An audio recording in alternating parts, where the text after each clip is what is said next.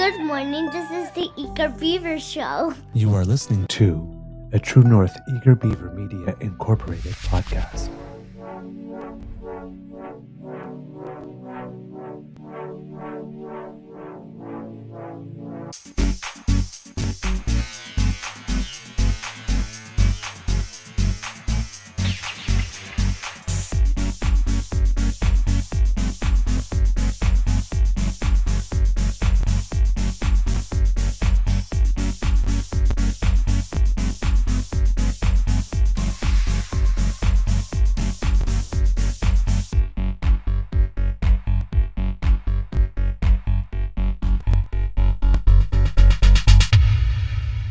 True North Eager Beaver podcasts are proudly brought to you by our founding sponsors, the Misfit Mysteries from Corvid Moon Publishing, your source for science fiction, fantasy, and cozy mysteries featuring a broad diversity of characters. PsychicTarot.ca, book your tarot reading and unlock your spiritual journey. And the Pepper Master, hot pepper sauces made from farm-fresh ingredients to thrill your taste buds and expand your mind.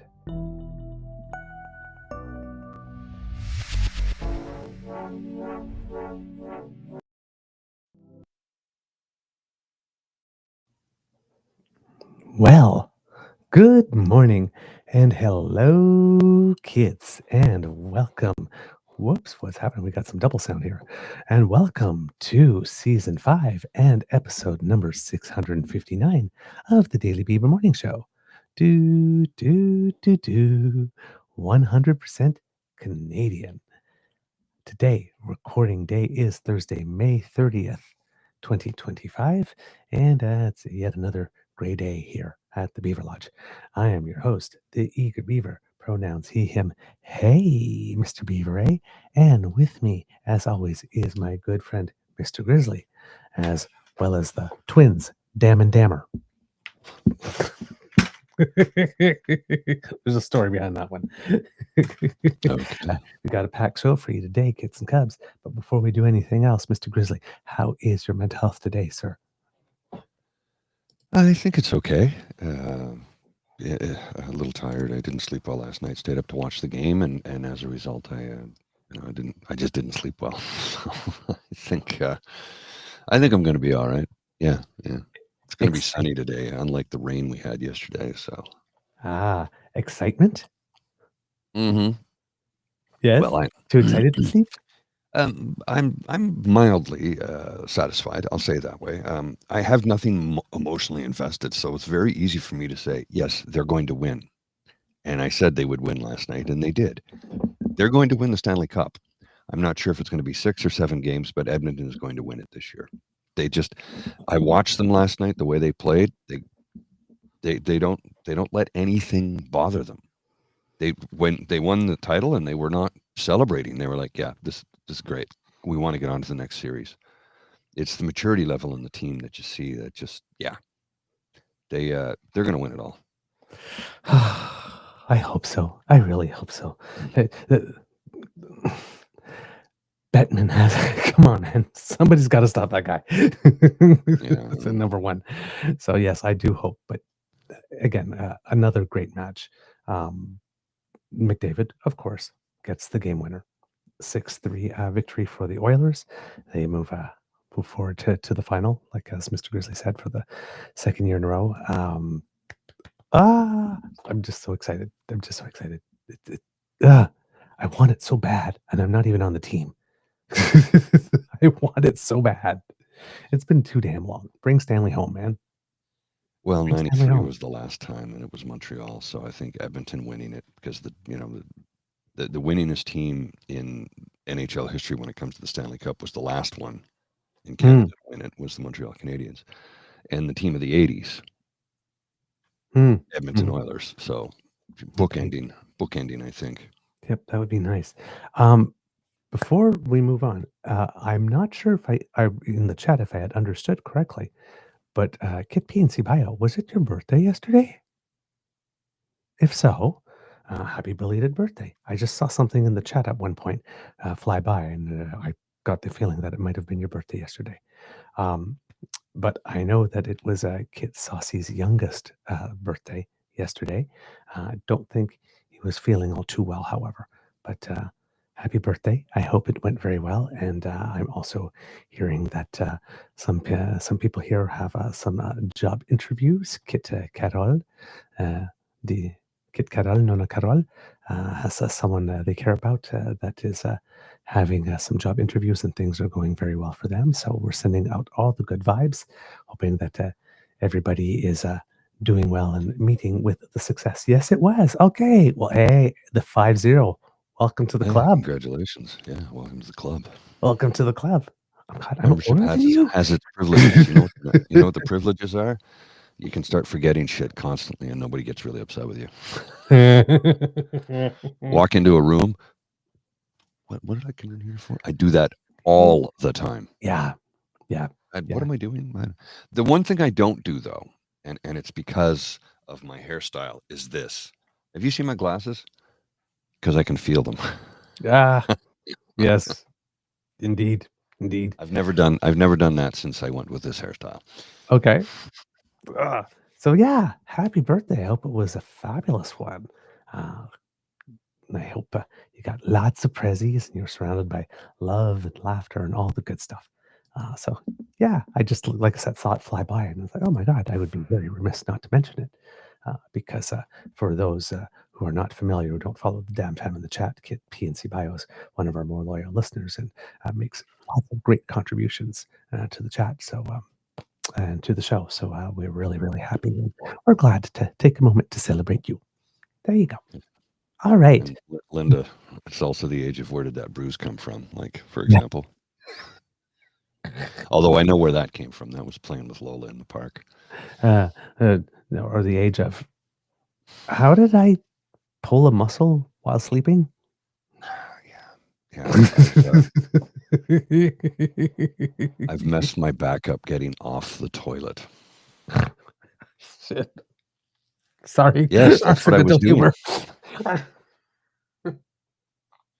Worst part is I'm getting ready to go to work and throw my back out getting off the toilet. And I have to call in. I go, guys. I know, right? I don't think I can make it in today. Well, what do you mean? Why not? What's the problem? I twisted. You're not gonna believe this, but I wrenched my back getting off the toilet. And they're like, yeah, you're over 50. That's fine. Like, yeah, but it's, I hate to admit it, right? Like, you want to say, well, I was playing hockey last night and went into the corner for the puck. And no. I know. No. Because here's the thing, when you get to that age, you don't tell stories like that anymore because people go, "What? Why would you do that?" And it's like, no, I didn't. That's not true. I was getting off the toilet. Yeah, and here's the thing: is like, you know, it's real because it's so embarrassing. No one would. Yeah, why would you tell somebody that, right? It's like, why would you tell somebody that?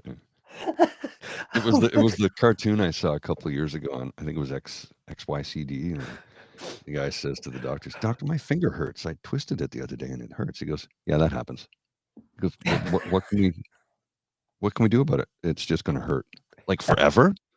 Yeah. Well, what do old people do? Why do you think they're so grumpy all the time? Although I did hear somebody recently say, well, my pain's at the usual level. And the doctor said, what's the usual level? You should not be in pain. Like, I'm always in pain. You should not be in pain. I'm like, really? Is that really a thing? Because I'm always in pain. Like, always. I know. Oh my God. You made me think of something. My neck, my back, I bend before it goes crack. I bend before I crack. Little twist on the song by Megan Thee Stallion, which I still think is a weird name for a woman. Megan Thee Stallion. You know what a stallion is? It's a male horse. Yes. So. Yes. Is Megan Thee Stallion trans? I don't think so. Is that coded language? I don't think so. I just think that I'm kind of joking. I'm being sarcastic. Yes. I think it's more like Ava in Ava Max's song Kings and Queens. You may think I'm weak without a sword, but if I had one, it'd be bigger than yours. That's pretty good. Pretty good. You made me think. Yesterday, there's a kit that joined us on our Twitter, on our Blue Sky. I know our Shitter feed, and we were talking about. I was talking about Ambassador Hoekstra, and there was someone that prompted. We can drop these attacks now. We've had her say, "Let's get back to being civil," and Right. I'm thinking like, no. It's like, you've not met me. it's like and I said, like, if you're talking about Canadians, there's no snowballs in hell the chance of that happening. And I put that video that we had from Todd Maffin about Peters being petty as fuck. Mm-hmm. And then this lovely, lovely, lovely gentleman who goes by Jack Tar, who describes himself as retired from the Royal Canadian Navy after 33 years. Well, I am a fan of people who are retired from the Royal Canadian Navy because we've got Kit Hugh with us, Mm-hmm. right? Old, grumpy, foul-mouthed, and zero tolerance for fools. I think I'm in love. That's like, oh. And then he writes, "You do you. Long as the U.S. and the person of Trump continues to threaten our existence as a nation, I'm going to be hostile. I'm a retired sailor. Fuck civility." That's like, Well, yeah, I you mean, have no idea how happy you just made me, sir. can't argue with any of that. I got like love, like little. If I was an animated cartoon, I would have like hearts coming out of my eyes. it's like, it's like we have a resident foul-mouthed economist and a foul-mouthed sailor. My life is complete. I just need a foul-mouthed meteorologist. It's the trifecta.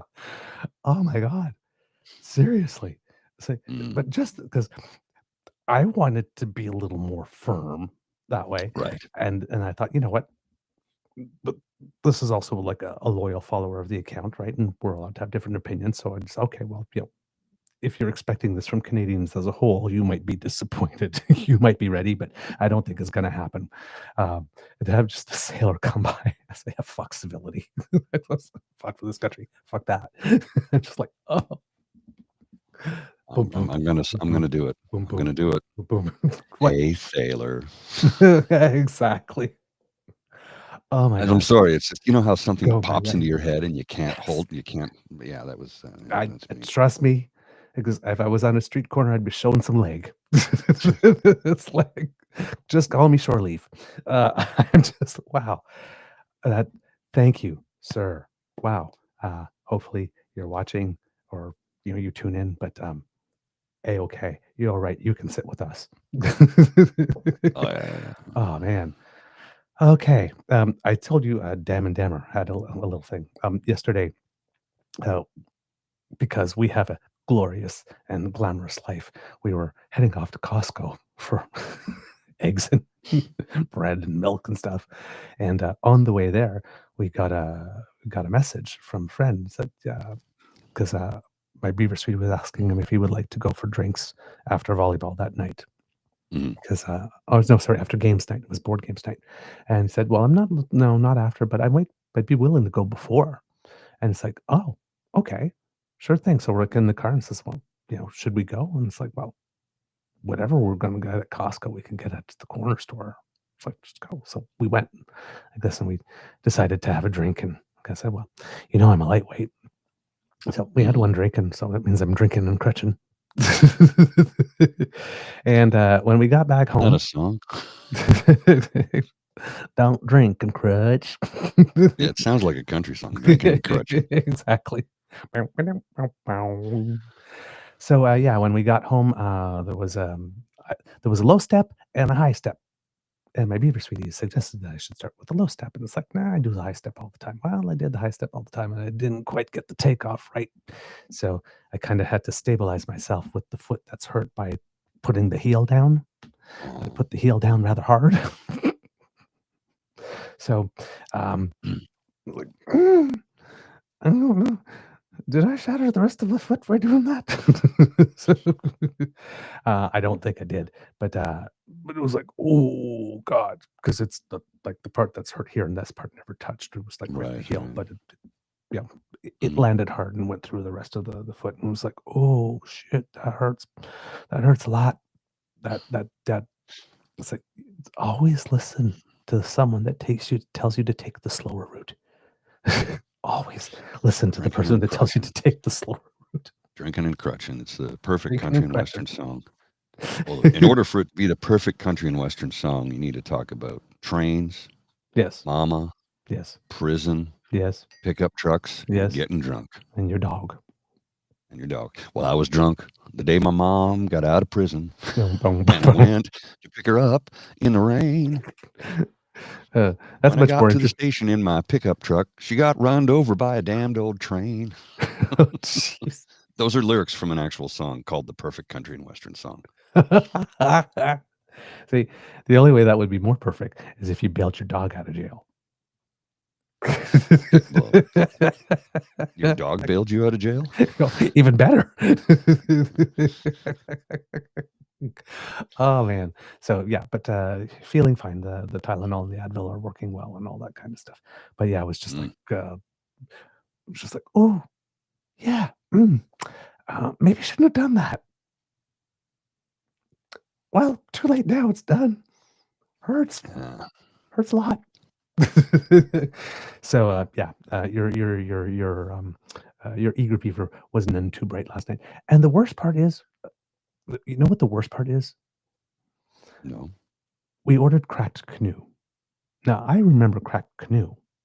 Yeah, It's it's like like in a green 3% can or something. It's very light. Well, see, I never thought of that like this. So it's light, and then it seems that the only one that they had was the premium light, 100 calories.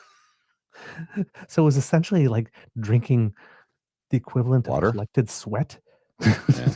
It's like 'Cause I enjoy a cracked canoe from time Yeah. to time. It's a nice refreshing beverage. Yes, But exactly. Like on a really, really hot day, I can imagine.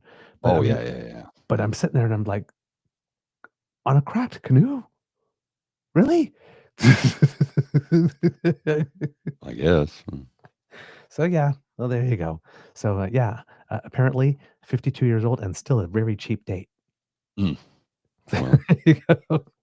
Jeez, my God. I have to admit also that I'm not much of a drinker. I'm not that big a drinker to start with, and since I've There's been no crutching Irish in you. now, no. I mean, last name's Connors. You'd think there'd be some, right? Yeah. An Irishman walked out of a bar. Look, it could happen.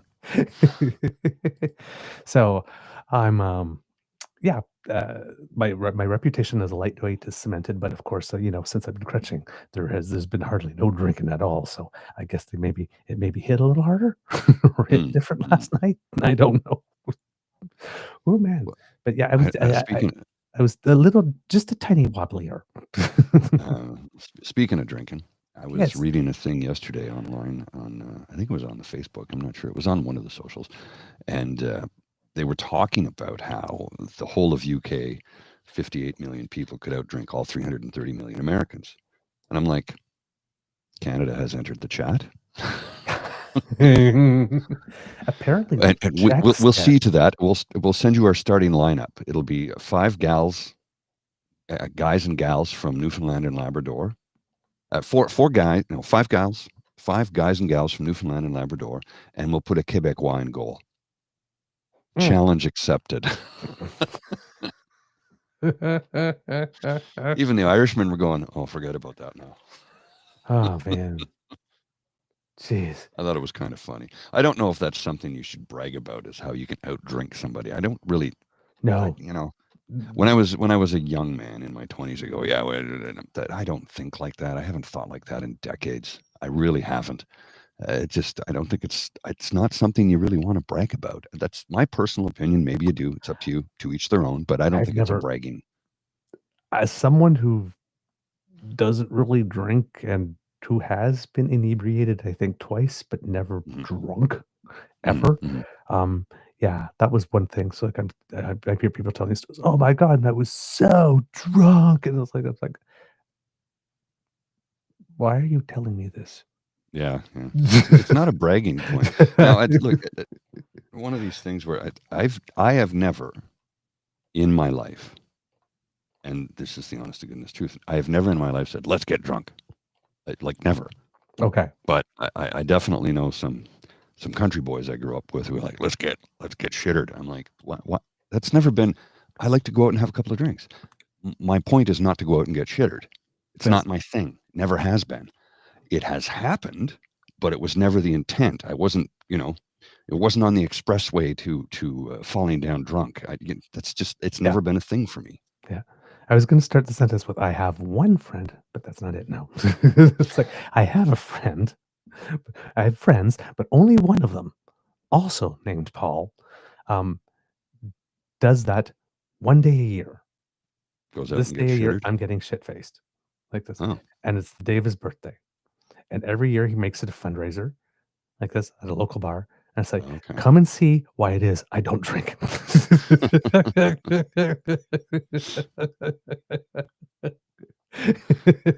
One day a year, every year. It's like, you ask me out every time you've met me within the last year, you ask me why I don't drink, come see why. Yeah. There you go. And every year he's been doing this, like, I've known him like for, oh my God, 20 years now. Every year he does it, and God, raised a shit ton of money doing it too. But it's like, oh my God, you poor guy. It's like, yeah, it's he's not angry or anything like that, but he's just, he's Sloppy. yeah. Yeah. It's not pretty. Who's the actor? It's like, Brooks? okay, you're coming home now. The night's over. Who's the actor? Brooks. I can't remember his surname. He was famous for playing a drunk, and he never drank. Oh, really? Yeah, I can't remember. And you know that there was the Dean Martin who was always drunk, right? He Right. wasn't actually always drunk. Hmm. It was a character that was attributed to him because he enjoyed a cocktail from time to time. And Foster Brooks, thank you, Tom. Foster Brooks. Yes. There we go. But Dean Martin was not a raging alcoholic, despite what everybody liked to think. But because people believed it, he played into it. It was a character that he played.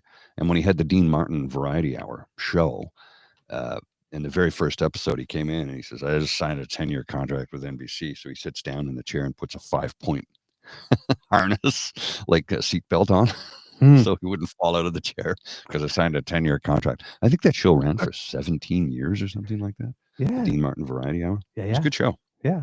And they had the Dean Martin door where there was a door at the back of the stage, and just some random celebrity would just wander in. And oftentimes it was not planned. He literally said, one of my friends might show up, so just let's put a door there. If they show up backstage, send them through the door. We'll bring them on and we'll talk. And he literally did that. Oh my God, how cool is that? And John Dunsworth as well, who played Mr. Leahy on the Trailer Park Boys, had been sober for many, many years. When he was younger, he had a drinking problem. He got clean and sober and stayed that way, but he played the drunk really well. Nice. On the Trailer Park Boys, yeah, Mr. Leahy. He passed away a couple of years ago, unfortunately. He also campaigned heavily in the province of Nova Scotia against VLTs. Oh, really? Yeah, because he had a gambling problem, and he says he doesn't want. His take was, don't eliminate the things, but we don't have any protections. We don't have any help for people. Yeah, a lot of the VLTs are at the same place where all the booze is. Yes, so you get drunk, and then you put your loonies in, and and I understood his take on it. I'm like, yeah, that makes sense. That makes sense. The province is profiting off of people's misery, but they're not doing anything to alleviate the misery or help. So, yeah. Yep, indeed. All right, a couple of other little bits of news for you before we get started, kids and cubs. For those who are soccer fans, Team Canada, the women's under-20 team, had their first match at the CONCACAF Championships, and they defeated Panama 7-1. Very convincing victory. So congratulations, well done. And they face Nicaragua tomorrow. At the French Open, Denis Shapovalov unfortunately lost yesterday.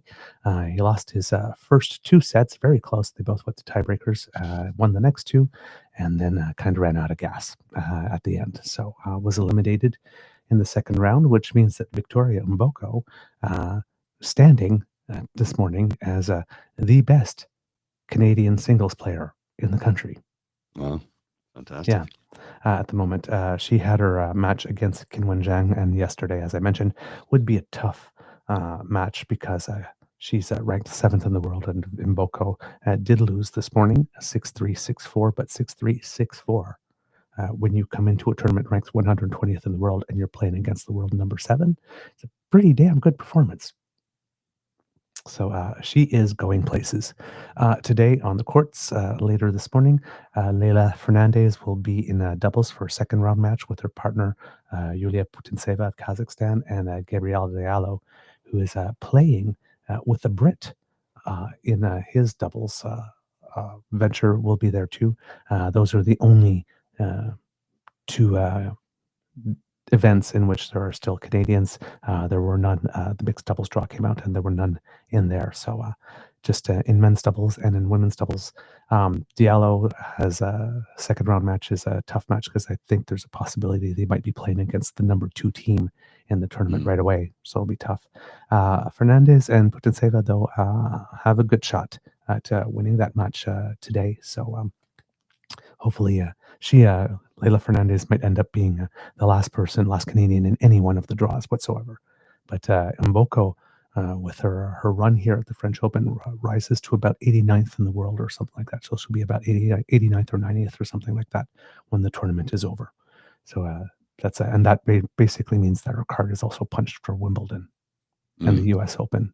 So great results for her, like I said, and who knows what's to come. I'm gonna guess that there might be part of me says that there would be a slowdown in play, but the grass season is really short and it starts immediately after the French Open. So there's only about like 3 weeks of grass tournaments before you go to Wimbledon. So if she's going to take any time off, maybe 1 week and then do some grass tournaments in Wimbledon, and then maybe she'll take a significant amount of time off maybe before the Canadian Open to give those legs a rest because like I said, we were saying in that article, she was 42-5 in 47 matches before the end of May is a lot when you're on tour. Yeah, no doubt. I'm just coming to the full realization that it's Friday. Yes. I thought it was Thursday for some reason. I thought it was Wednesday all day yesterday too. This is what happens when you don't get enough sleep. Your brain doesn't catch up. And I'm seeing everybody going TGIF. I'm like, shit, it is Friday. Yeah. Do we have a Friday fundraiser going on? We could if you want. If you want me to, I can start one. And if you want, I can start one. Just give me a sec here. I'll start one up. We'll do. I don't know what would be the yeah, that's not what I'm the goal, thinking. but the dance party is a little kind of off for me, unless you chair dance. I guess you can't do that. Do I do a whole show in the Speedo? I don't know. Speedo man, tidy shorts. Okay. There we go. Speedo and tiny shorts. Okay. Speedo and tiny shorts episode. There you go. So that you do realize we're not going to raise any money today then. Because nobody wants to see that.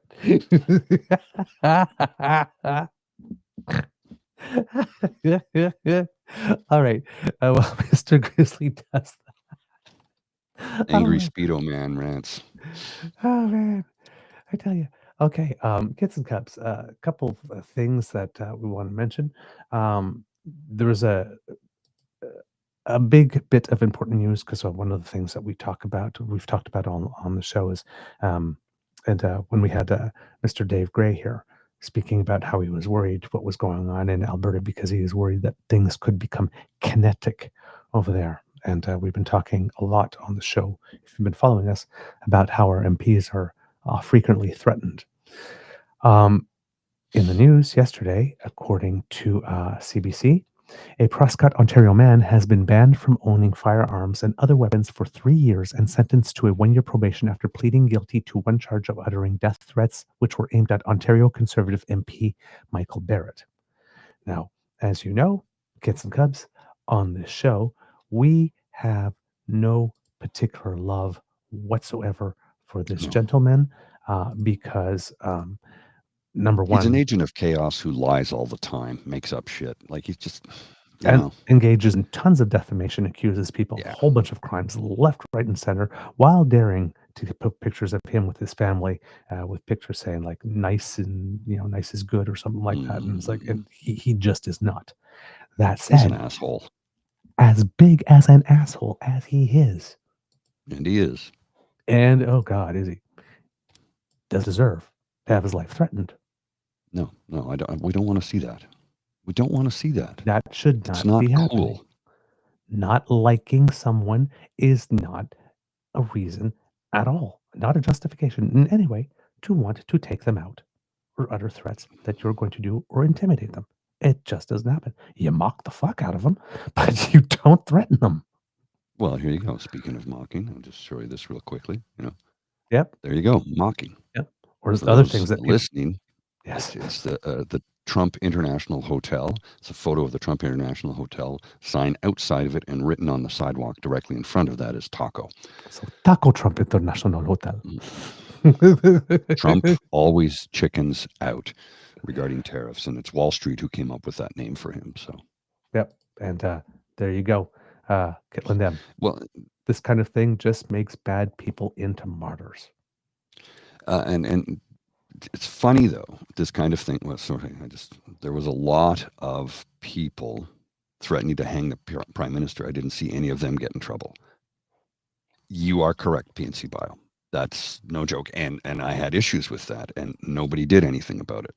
But it's funny how, they threaten the life of the prime minister hundreds of times. Erecting gallows and saying rope tree, and nobody got charged. Nobody got, but the minute a conservative is threatened. Yeah. So, I mean, and people have to press the charges and all that kind of stuff as well. Agreed. Right? Agreed. So, agreed. And there's a lot of politicians that don't want to press the charges because the Streisand effect, right? Yes. Well, who has thicker skin in this case? Yes. Right? They called Justin Trudeau a weak, socky selfie, soy boy, yoga practitioner, blah, blah, blah. They called him all these horrible names, threatened his life, threw rocks at him, chased him down on the beach. Never pressed a charge. Yep. Waved off his security so he could talk to Nazi Caillou. Yep. And yet the minute a conservative gets threatened, presses charges. Who has the thicker skin? Again, do not do that. Yes. And I'm also not going to begrudge them pressing charges because that is their full rights. And as a citizen, you have the right to choose to press charges or not. And if you do, that is fully your right as a citizen. Yes. And we support it. No problem. Yeah. So the perpetrator entered his guilty plea at the Ontario Court of Justice located in Brockville on April 16th, according to court documents obtained by CBC News. He initially faced 2 counts of uttering death threats dating back to July 18th, 2024. One threat was aimed at Barrett, who serves as the party ethics critic, and another was aimed at Conservative leader Pierre Poilievre. Court's documents show the second charge involving the threat against Poilievre's life was withdrawn. McKay was the perpetrator, was also sentenced to pay $100 into a fund for victims. The perpetrator lives in Barrett's Ontario riding, so that makes it a whole lot more scary because this isn't a threat coming from somewhere. This is a person that lives in his riding and only lives about an hour away from Poilievre's former riding of Carleton. Sorry, that was petty. Yeah, it's funny. Sorry. Barrett said that the threat against his life was made in a statement to police while they investigated threats made online against Poilievre. Quote, I'm grateful to law enforcement and the courts for treating the matter seriously. No one in public life should be subjected to threats of violence for doing their job, Barrett said in a statement.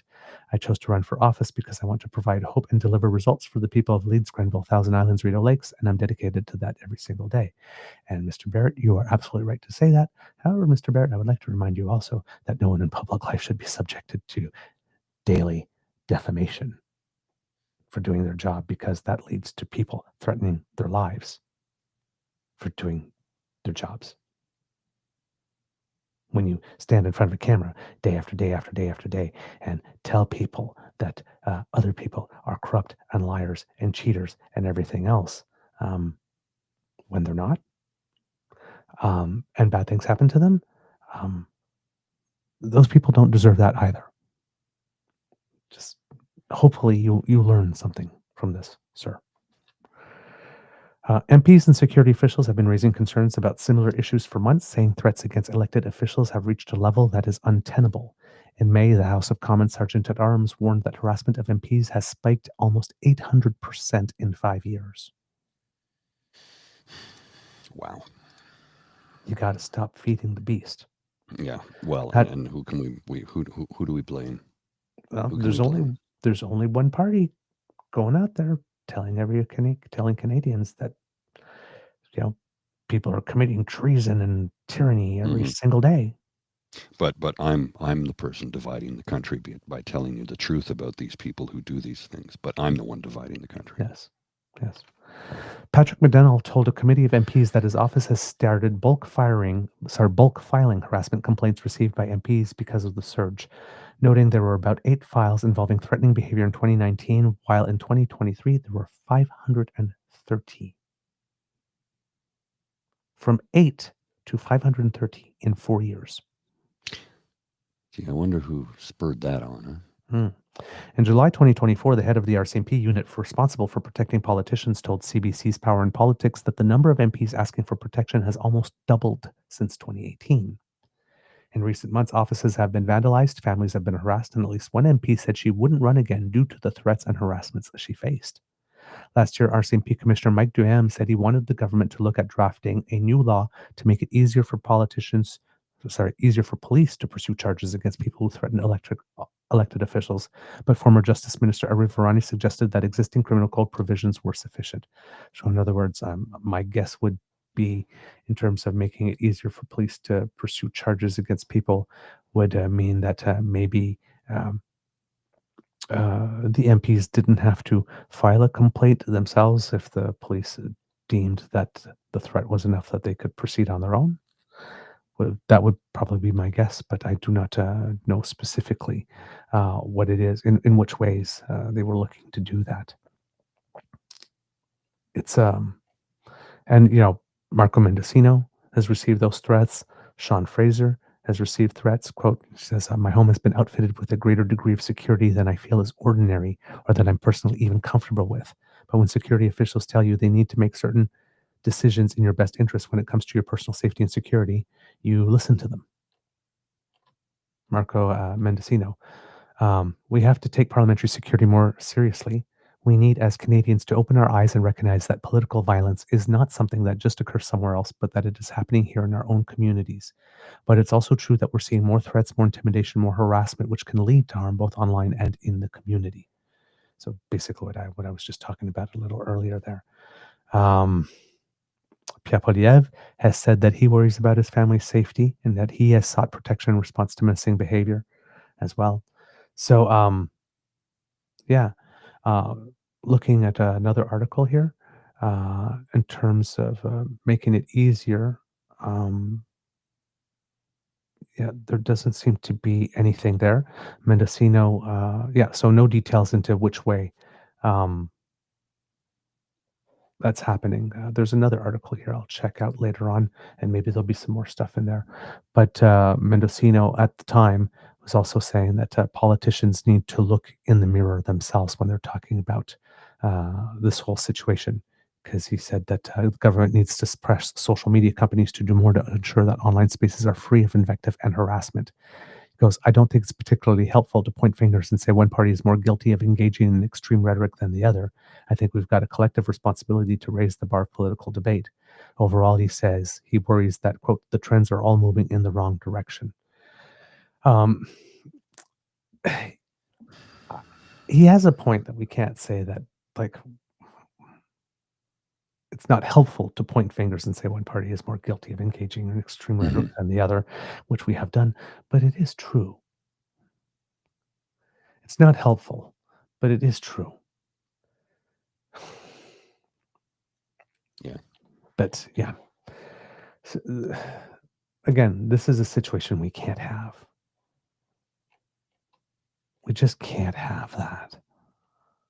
It's not a democracy if the elected officials are making decisions because they're scared The only thing they should be scared about is not getting voted back in. But they shouldn't actually be scared. Mm-hmm. Do what I want or your family gets it. Do what I want or I burn your house down.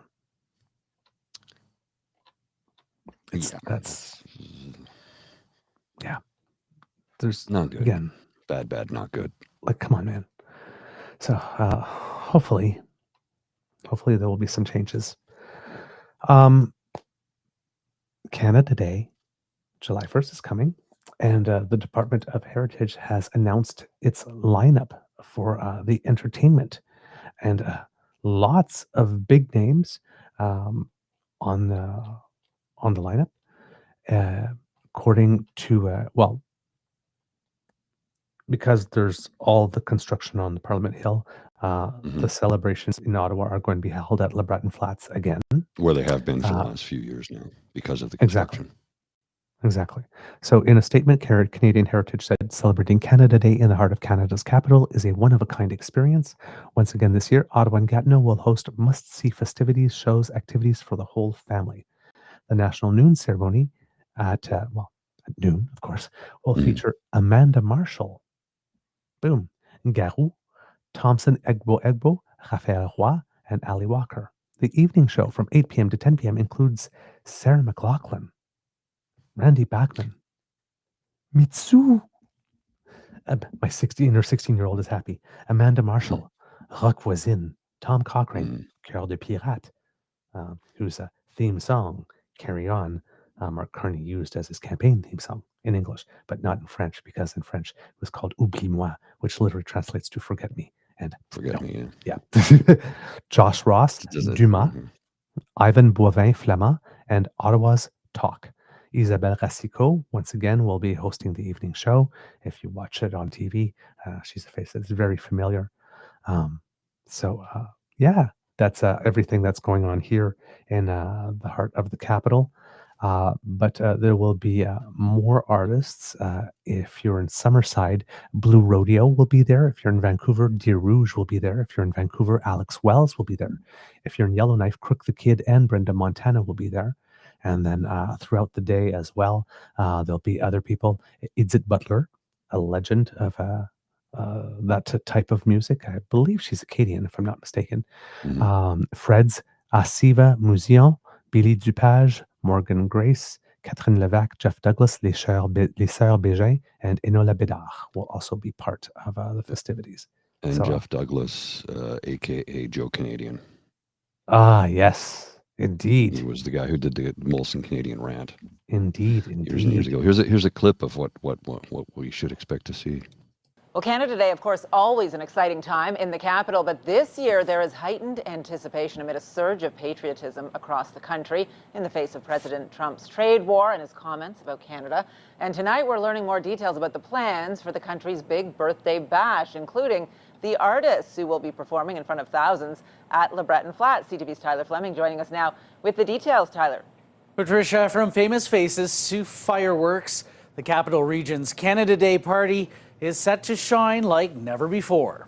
Happy Canada Day! Canada Day is shaping up to be a showstopper, and the Capital Region's main party is at Le Breton Flats. Pop rock powerhouse Amanda Marshall kicks off the noon ceremony. Also in the spotlight, a new family fun space at the Supreme Court of Canada with activities like yoga and drumming. And across the river in Knowles Hall, more festivities and performances, all to highlight 158 years of sovereignty. This is a time as a Canadian that we need to speak up about unity. And at the heart of Canada, Parliament Hill. It makes me proud to be here and to be happy. With ceremonies like the... I don't know what happened there. Got the blue wheel.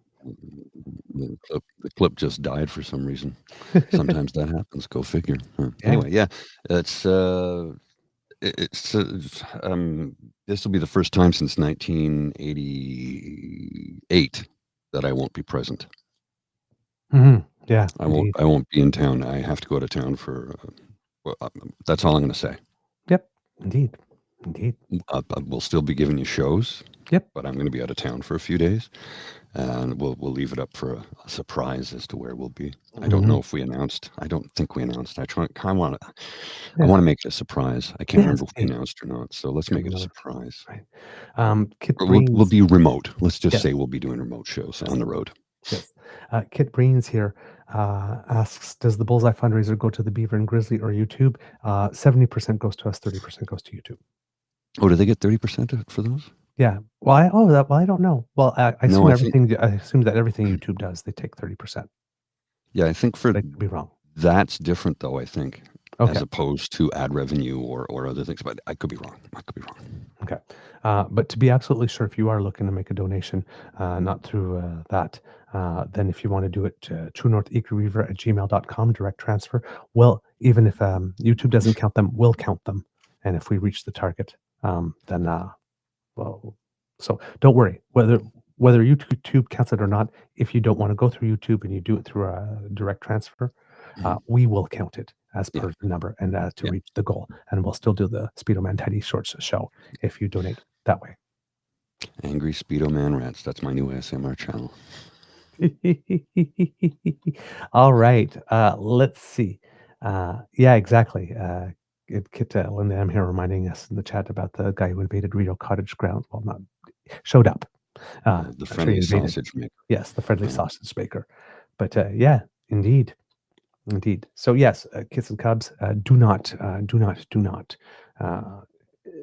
This is not behavior that should be encouraged in any way, shape, or form whatsoever. Look, I've been very vocal about the fact that if I encountered Kean Baxter, Ezra Levant, or Pierre Poilievre face to face, I would yell at them. I would give them a piece of my mind, but I'm not going to get physically violent with them. I would tell them exactly what I'm thinking, and I would not hold back. But physical violence? No, that's not going to solve anything. Well, Mr. Wesley, it's very, very interesting that you would talk about Mr. Bexty. Yeah, his dad is an MP. Yeah, his dad is an MP. And Rachel Gilmore had a little something interesting to say Do you have it? Do you have it? yesterday about that, because I think I do. Yeah, because Mr. Bexty was making some comments yesterday in the House about how, quote unquote, words matter. Yes. And Rachel Rachel for was, civility and yeah. So I'm not sure if this video plays. that might be just it doesn't. But he's got like a 12-minute thing there. So I'm guessing it's the sort of member statements or stuff, or the part of QP, not QP, but in the House of Commons. There are times where there are member speeches and statements and stuff like that. But Rachel Gilmore, there's something surreal about watching this Conservative MP speak in the House about how, quote, words matter, knowing the son he raised, Kean Bexty, called me a filthy whore last week. Pot, kettle, introduce yourselves. Just it's really and interesting. I spotted that like about 15 seconds before going on. It's like you just mentioned it. It's like, oh yeah, actually this kind of fits in, doesn't it? With all of it. So yeah, that's going on. Other things, kids and cubs, that we have for you here. Some people mentioned it in the chat yesterday, so we went to take a look at it. In Switzerland, yes, the village of Blatten, has been basically 90% destroyed as a glacier collapsed. I've got some images I'll share. The village had been evacuated 10 days prior because they were actually paying attention. Yes. But I think this is a playable clip. Yeah, here. Yeah, it does. There might be a little commercial before it, but yeah. So yeah, landslide buried most of a Swiss village. It gave way Wednesday in the southern, I'm thinking that's called Lutschental Valley, because The rock face above the Birch Glacier had become unstable when mountain permafrost melted, causing debris to fall and cover the glacier in recent years. Um, While the debris insulated the glacier and slowed melting, its weight caused the ice to begin moving, which accelerated dramatically a few weeks ago. Authorities ordered the evacuation of about 300 people, as well as all livestock from the village in recent days. Quote, when it became clear that was a whole mountainside that's about to collapse, said Truffer, who is from Switzerland. So, wow, the aerial view post-destruction photo is rather impressive as Yeah. well. Wow, and that, yeah. That's again, Mother Nature is rather powerful. If you scroll down there, Mr. Grizzly, there you There go. you go. Most of the village has been completely decimated. Now there's only, I think, a population of about 500 in the village, so there's very little in the way left. You can see there's a few houses up on the mountainside, but most of the village is flattened or underwater. They have said that they will rebuild. I know the Swiss. I have friends, and one of my dearest friends in the world lives in Switzerland. They're a country that just keeps moving forward no matter what. Right. I don't know how else to put it. They're very determined. They will rebuild. They will.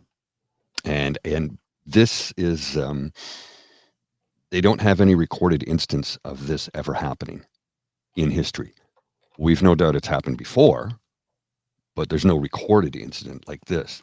So, glaciers in the Alps have lost 50% of their area since 1950, and at the rate which ice is being lost has been accelerating, with projections that all the glaciers in the Alps could be gone this century.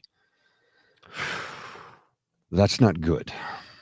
That's really not good, because you have to understand that if all the glaciers melt, you're going to have more mountains collapse like that, number one.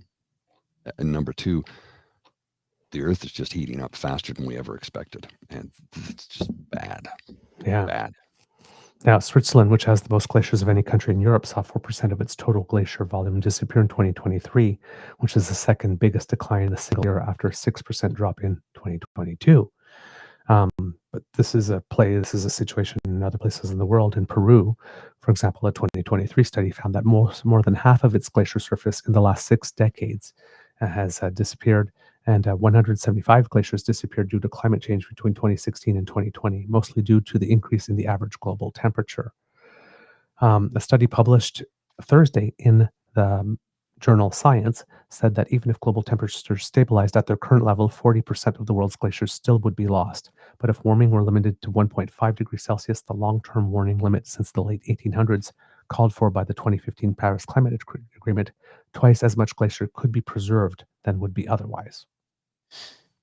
Yeah, Even and so, I mean, this individual from the University of Alaska, an expert, says that places in Alaska where we've shown that it doesn't take any more global warming for them to disappear.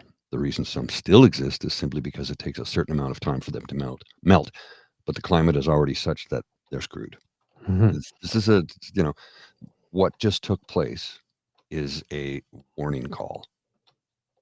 It really is. I mean, this is what is going to happen.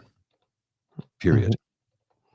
and the thing is that you won't necessarily, if you're living in those areas where those glaciers are, you don't really notice, because what it is, it's the water underneath Mm, that's melting, correct. right? And then at one point that gives way, and then it just all goes. Yeah, because it's like the underpinning is no longer pinned, right? Indeed. And it just collapses. All right. Sorry there, kids and cubs. There we go. There was a little issue there with a guest. Oh, at a skidder. Trying to make an appearance on camera. So we've been trying to get it, but it was like just out there, and it was like gonna start flapping. It's like, don't get in my shot. All right. Well, this is an interesting statement from Elaine. I'm happy that they realized ahead of time they needed to leave and left. Yes. Sadly, here in Canada, we have twits who would have complained about tyranny and state. I wish that wasn't true, but sadly, I know that it is, and we've seen it over the last 5 years that Yeah. the government's just trying to, dude, you're going to get buried. Yep.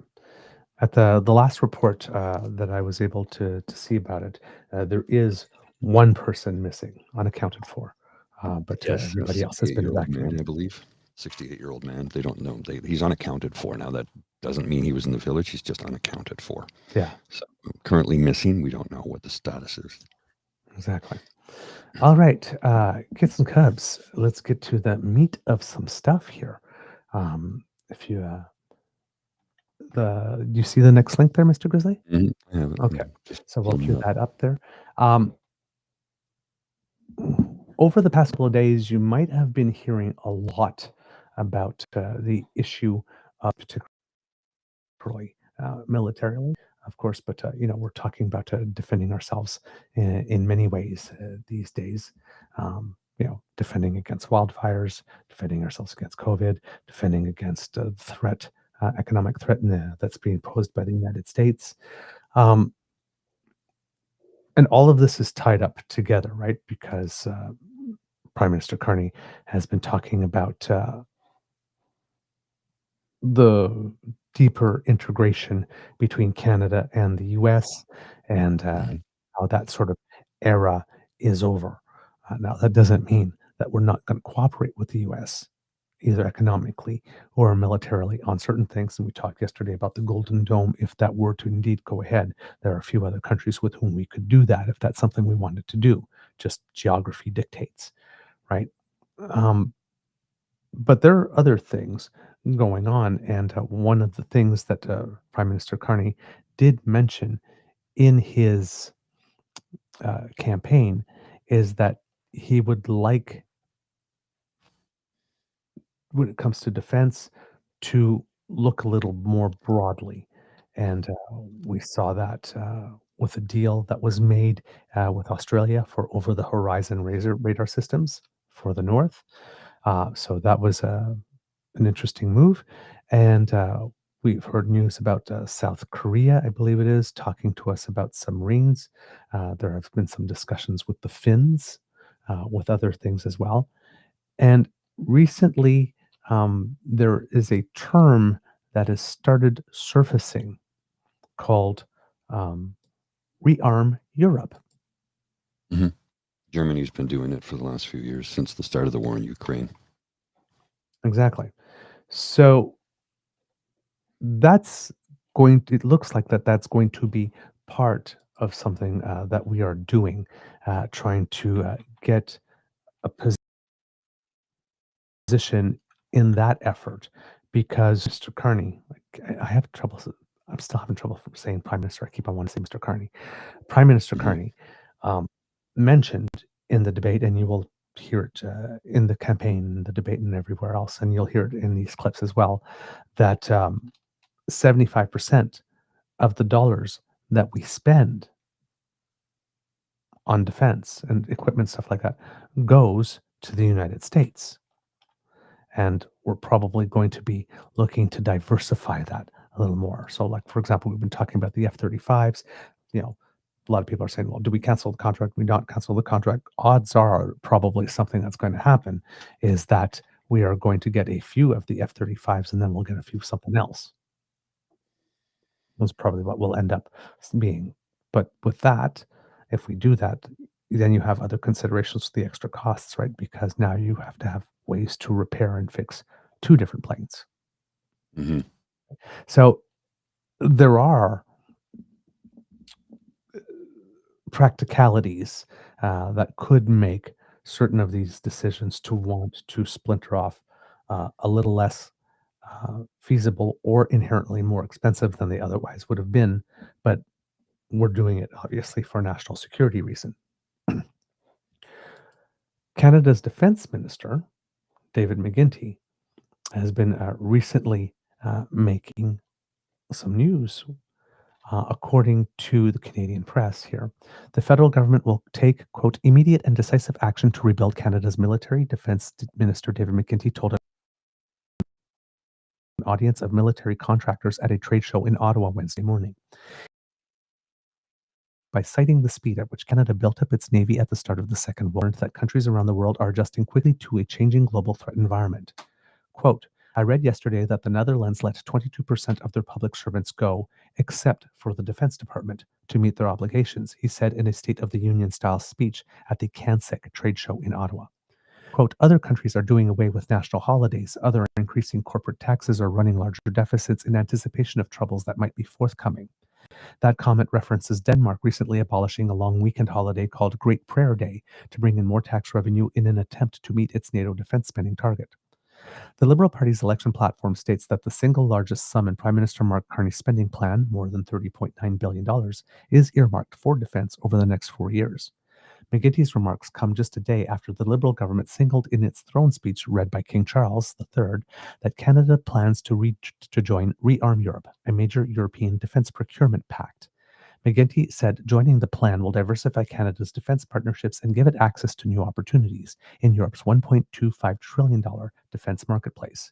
But McGuinty refused to answer questions from reporters at the event after his speech and ducked out through a back door by the stage. Oh, darn. Don't do that. In an interview with CBC News Tuesday evening, Carney said his government wants to join Rearm Europe by Canada Day. Rearm Europe is a plan to leverage loans and redraw fiscal rules to pump funds into rearming European nations and building up domestic defense industries. The initiative was launched after U.S. President Donald Trump suspended U.S. military aid supporting Ukraine's defense in its ongoing war with Russia, which has recently intensified. Trump's former Secretary of State Mike Pompeo is also set to speak at CANSEC trade show. Carney spoke about the rearm plan with EU Commission President Ursula von der Leyen in March, not long after he first took office.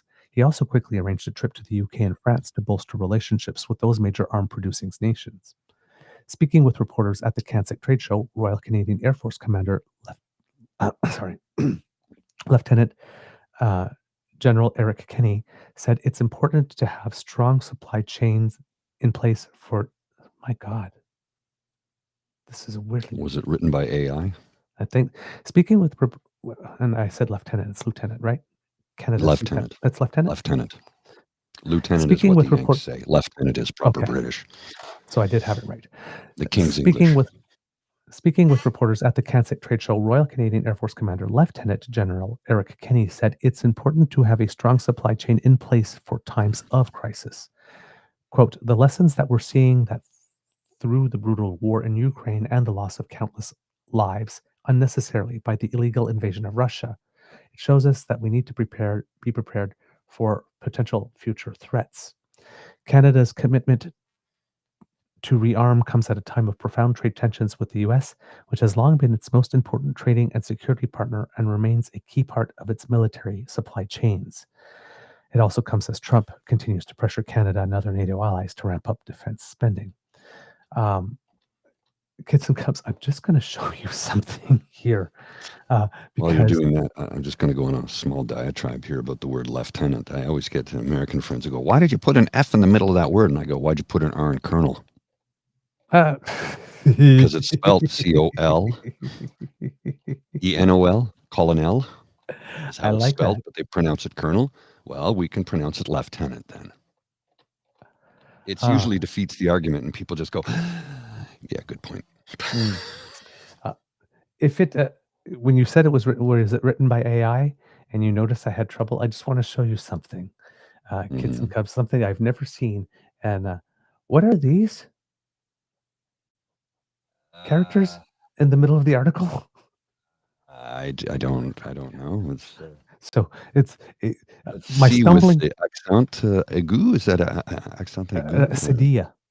Cedilla? Yeah, with like an uppercase A, like it was an exponent with a weird graphic thing in front of it all. Is it supposed to be Cyrillic? I don't know. So I was coming by it, Natalie, Kids and Cubs. I was like, I don't know what to make of this. I'm mid-sentence. Fill in the blank. I do all my own stunts. So we're talking about that, right? Taking a bigger position. And one of the things that if we're going to be producing more of our own stuff here as well, then participating in that type of program guarantees that we have other things to produce to make it worthwhile to build up an industry here. We have to start taking other contracts. So dealing with European partners and other partners, even because this is Rearm Europe, but if we might be buying submarines from South Korea, then again, South Korea might want to be using our steel and aluminum, right? So there's other aspects to this and how it can all be linked in. On the day that King Charles was here, Prime Minister Mark Carney granted a one-on-one interview to David Cochrane, Power and Politics. A lot of people are complimenting the interview and are saying that this is something that the Prime Minister should consider doing on a regular basis throughout his mandate. Now, of course, these things are usually easier to do at the beginning of the mandate before track records and scandals and world events and all that kind of stuff catch up. But they're happening now. And in this interview, there's a pretty significant section where he's talking about defense specifically. And this is almost more of a two people having a policy discussion than an interview per se. And David Cochrane, when I mentioned to you, Kids and Cubs, that journalists might have to get used to the idea that they actually have a prime minister who wants to answer questions in a substantial manner, might have to do their interviews differently. Here's a good example of somebody who's understanding the assignment. Just a second here. I got lots of things going on in the background. Sometimes it just doesn't work out well for me. So this first response is going to start with a little bit on economic diversification, but you're going to see it moves very quickly to defense. I do want to go through some of the specific measures from the speech from the throne, but just one more on the United States, because when you said the process of deepening integration is over, is that a permanent state of affairs in your view? Is that something about the changing nature of America as a country, or is it specific to this period under President Trump? Well, I'd roll back 40 years since we're looking at the broader sweep of history, maybe even a little more. A steady process of integration, integrating the auto sector, as I mentioned when I was first born, then moving to broader goods, services, financial services, even some people talking as little as a few years ago about having a customs union with the United States. Greater freedom of movement of labor. That's not going to happen. That reliance, we are seeing the danger of over-reliance on the United States economically and also from a security perspective. So we will, as I said the other day, we will cooperate where necessary, when it's in both of our interests very clearly, but we won't necessarily cooperate. So we, as a confident country, with an ambitious plan, we look outwards. We look to Europe, we look to Asia, we look to new partners that we're going to deepen with. And that's a big element of what we're laying out in the speech. So when you look to Europe on the security and defense arrangements, is that to sort of augment the ones that exist with the United States or to reduce the reliance there? Is it a hedge or a replacement? Well, it's both. Diversification depends. Look, and I say it's both. I'm not trying to avoid the question or be clever. The point is we need to do much more to secure our borders, to secure our Arctic, to secure Canada.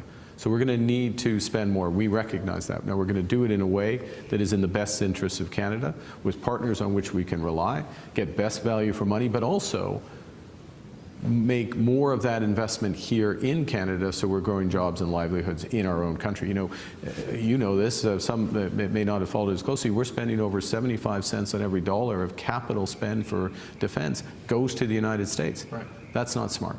What's better if we spend more at home, if we have diversified partnerships. Look, part of what's been happening in the last few months since I became Prime Minister is a number of conversations of increasing specificity with our major European partners so that we become defense partners with them, that we become part of a very big build-out of their defense industrial base, which will have big benefits for jobs here in Canada.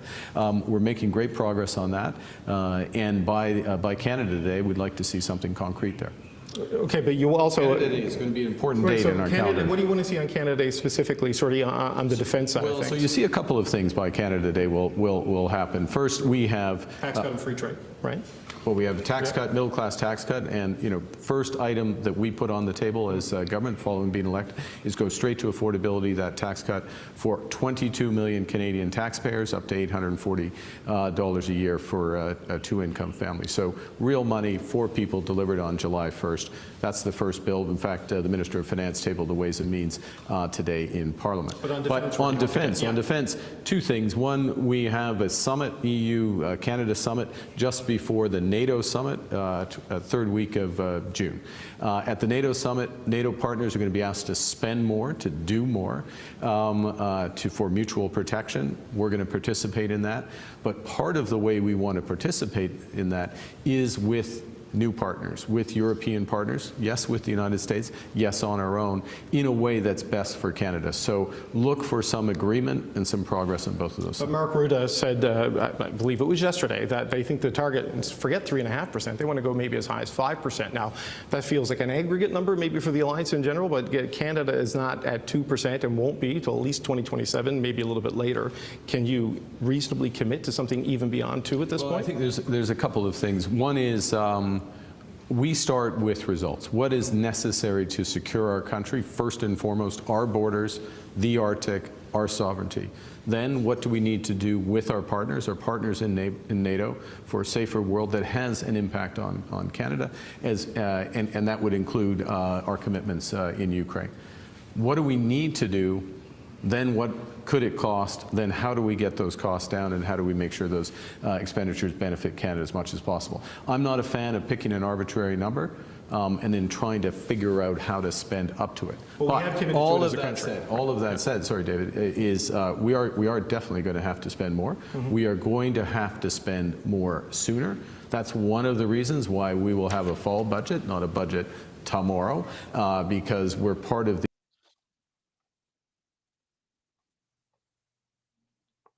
Right. So again, super substantive answer. Lots of key things here with partners that are reliable, right? Cooperation when necessary, but not necessarily cooperation. Mhm. Call out to a line that's been very famous in Canadian history. Conscription, if necessary, but not necessarily conscription. Mhm. Right. So if that sounds, if that has a familiar ring to you, it's your probably grade 11 history class. Right. I would think, yeah. Right. And then again, right, talking about more of the production here. It's like, why would we give why would we just hand 75% of our defense dollars to the United States if we can do it here? Yeah. Why? So, Agreed. right. We have the technology. Right.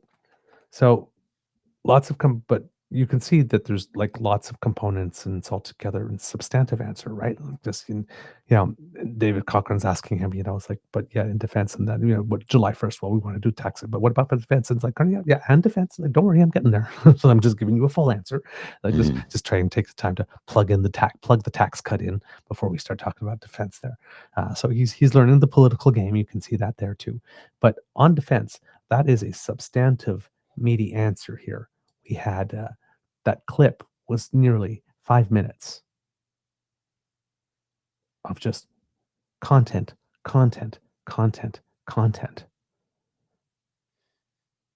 Man knows what he's doing. He's not a seasoned politician, but he knows what he's doing. And when it comes to the political game playing, he has people around him to help him with that. But he's going to give you an honest, straightforward answer and educate you in the process, which is good because it's what's needed right now. And I'm not taking anything away from the former prime minister. His way of doing things was what was needed at the time. Yes. It really was. Yes. It was Bob Rae who said that when he first got elected. He said, no, Justin Trudeau is not the intellect that his father is or was, but he has the EQ that is very much needed in this world right now. Yes, especially post-Harper. Yeah, it was what was needed at the time. And just like Jacques Chrétien at the time, not a huge legacy in terms of things that he left behind. But at that time, with Chrétien Martin, we just needed a very competent manager. Yes. And that's Well, what we had. and we certainly have one with Mark Carney, and I do get a kick out of some of the people going, "Oh, Carney's going to sell us out to China and America," and blah. I'm like, where are you coming up with this fantasy? Like, where is this coming from? There's not an ounce of evidence to support that ridiculous statement. None. Zero. Where are they coming up with this? I don't know. It's like the conspiracy theory is ripe with a lot of people across this nation, and it does trouble me. It does trouble me because they're just showing us their backside. Yeah, the amount of people that are cheering for this to happen, who so absurd. want this to happen just so that they can be right. You want to be right at the failure of a nation. What the hell is wrong with And you? not the failure of just a nation, your own. Yes. I don't get it. Well, and it was Dave Chappelle who said years ago when Trump first got elected, he says, "I want him to succeed." And people got mad. He goes, "You need to understand, if he fails, America fails." Yeah. Yeah. So, yeah, I want our politicians, our prime minister, president, your sovereign, whoever it is, I want them to be successful. Because if they fail, we fail. Sometimes we don't want them to be successful at the things that they campaigned on, but we still want them to be Yes. successful. Correct. Yes. Yes. Well, yes. The overall capital S successful. Right. And I'm afraid Miss Shadika is correct here. Paul, those same people also believe all brown people are the problem in Canada. I'm sad to admit that I believe you are correct. Indeed. Now, Mr. Defense Minister McGuinty pledged that the newly re-elected Liberal government will, quote, take immediate and decisive action to rebuild Canada's military when he was speaking at the Kansik Defense Trade Show.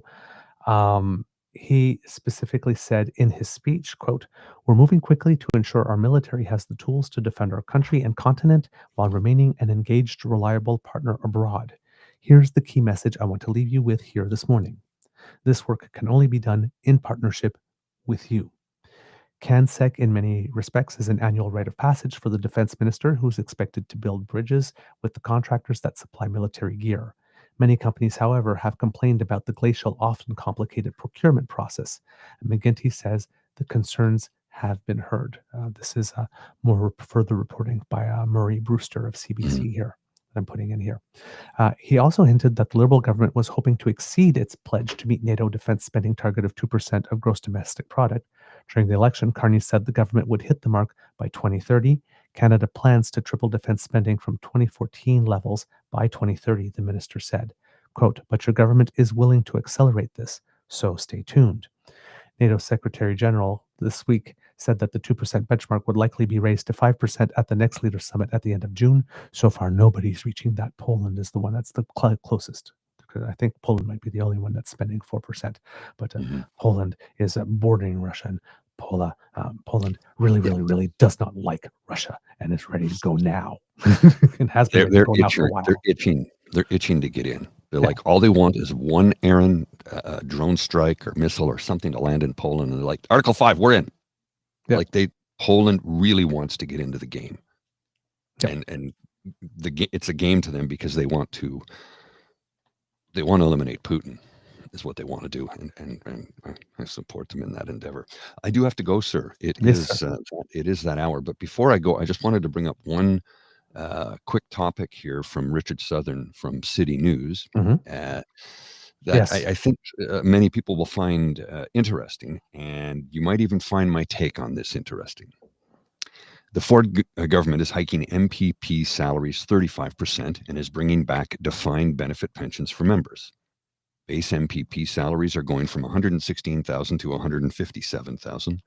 The premiers from $208,000 to $282,000, and ministers to $223,000. I don't have a problem with any of that. And I know some people may be surprised to hear that from me, but I don't, and I'll tell you why. One second. They have no pensions. There's no pension for members of members of provincial parliament in the province of Ontario. Right. That was taken away by Mike Harris back in '93, I think. So there's no pension for that position. Number one. Number two, they haven't had a pay rise since 2009. So 16 years with no pay increase. $116,000 was pretty darn good in 2009. And don't get me wrong, it's still pretty good today. Right. But doesn't have the purchasing power in 2025 that it did in 2009. They're getting a big raise, 35%. It's big, it's huge. But if you look at the indexing, I think that's pretty much in line with what it should be. And you also do need to remember, when you are a member of parliament or provincial parliament, or you're an MLA, you don't have a life. You really don't. I mean, during your tenure, even when you're on vacation, you might have to get sent back home at the last second. Or ambushed on the beach. You're basically on call 24/7. As a member of parliament, as a member of provincial parliament, as a member of the Legislative Assembly, or the Assemblée Nationale, you are basically on call 24/7. And that's as simple as it is. And look at Hyper D 007 here. Says, I made $99,000 last year and I'm basically paycheck to paycheck still. Yeah. And you're not alone in that, sir. You're not. There are a lot of people across this country. Look, when they say the Sunshine List in the province of Ontario, if you earn $100,000 and you work for the provincial government, you get put on the Sunshine List. Well, that was fine in 1993. In 2025, 32 years later, $100,000 is just getting you into the middle class. 7 years ago, to enter the middle class in the city of Ottawa as a single person living on your own with one paycheck, 7 years ago, $87,000 was the entry to be considered middle class. 7 years ago. $100,000 now is considered middle class, but it's still, it's hard to save money. Can you cut back? Can you do this? Sure. But I mean, when everybody was able to work from home, people were able to save a lot of money because they weren't spending it commuting. They weren't spending it on coffee or going out to lunch or any of those things. Saying, well, why don't you brown bag your lunch every day? You ever do that? I've done it. It's not, you just get so tired of whatever your brown bagging is, or always microwaving something. Trust me, it's like working an assembly line, tightening bolts all day long. You go squirrely. That and the fact that at 6 o'clock in the morning when I'm preparing my lunch for the day, I might not want to eat that at noon. Right? It's like, oh, great. What do I have? Rice and beans. Yeah, I don't want this. Yeah. So I agree with you in that, what we were talking about earlier in the show, right? What's going on there with these threats and whatnot? We're not getting the best people. Because if you don't pay them right, you don't get the best people. If there's no opportunity for pension, you probably don't get the best people. My single solitary problem with this is the juxtaposition. Yes. Right? The principle of paying our MPPs better, especially if they haven't gotten a pay raise in, 2006, you said? 19 years? No, 2009. So 2009, 16 so 16 years. I'm okay with that. People working and being able to contribute to a pension, I'm okay with that for work. Yeah, it's hard work. It's hard work. Doing that as you are trying to create economic zones in the province where environmental law and labor law won't apply.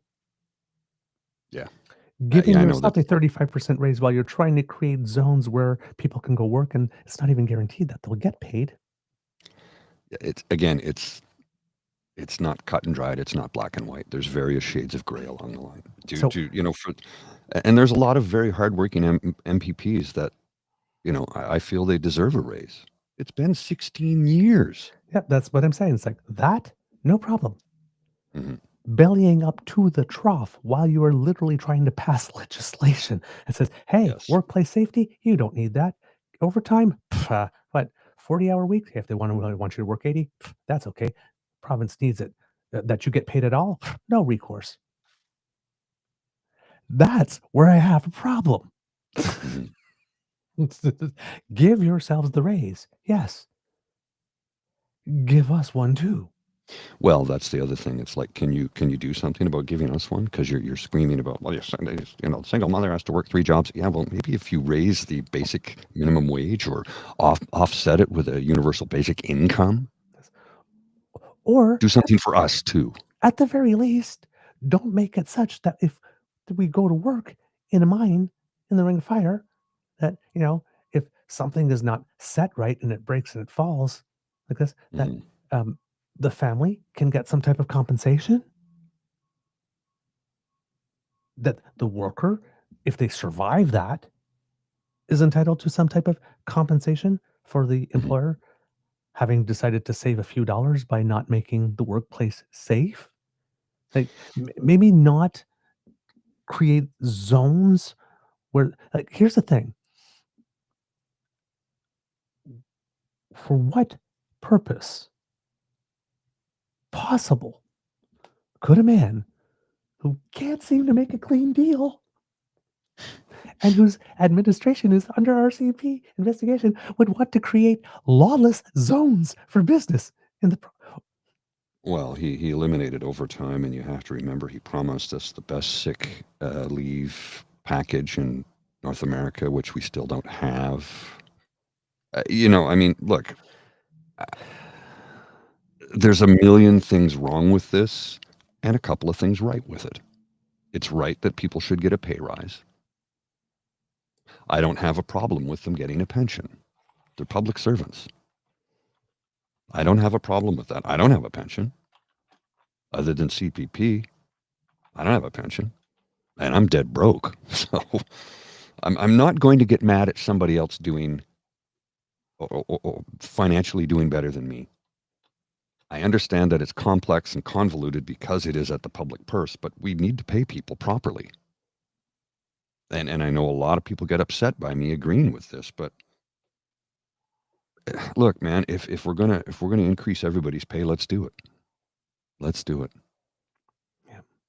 But it's like, again, just like I said, Yeah, I know. I I'm taking this as a single it's like, issue. yes, exactly. As a single issue, it's fine. Then Yes. there's a song I like to listen to. It's based on a poem by Tom Waite, I think it is. But Pet Tom Shop Waits. Boys did a version of a song called "What Keeps Mankind Alive," Mhm. and it talks about the gentlemen that put themselves in a position to judge everybody else, but then serve themselves, right? And I just can't help but think of that song when I see what's going on here. So Tom Waits wrote the song, and I guess it's based on a poem actually, by Bertolt Brecht.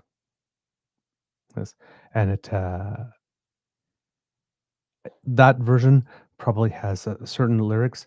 I'm not sure if the Pet Shop Boys changed the lyrics.